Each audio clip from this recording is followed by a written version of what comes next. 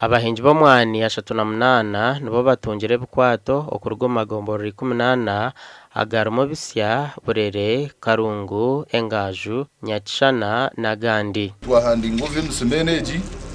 kamutegereze ifatanije. abahinji basimira b'ikitongore cha Uganda Coffee Development Authority ahabo buhezo obu ahabo kuba ngo babire nbasharura omwana muke ahabo kukura kwebiti bakanyumwana banyuka kujyare 2026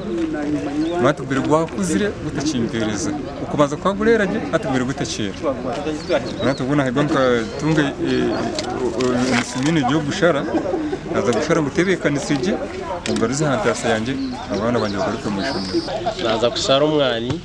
gwagaruka buto ebitebuzire nabisara byagaruka buto ni yamusente zo kugasara ikayanje kusomesa abana hamwe no kwebisa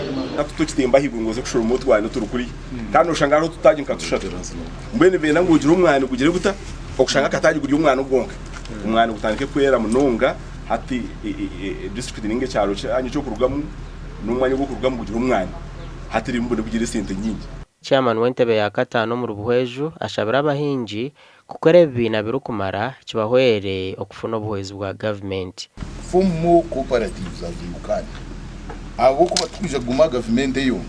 nyana ngo cooperative kuzarakanye kandi tutunge nayo duzinde mpabo buhezi etari UCDA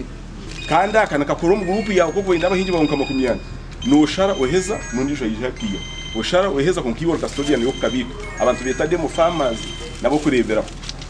kandi tujya kwisha kubakoratera kubaramba buheje kino mutindo mbigwo mwani ahawo butashomesebwa kw'abahinji na mnonga omupinga yago eyo murembe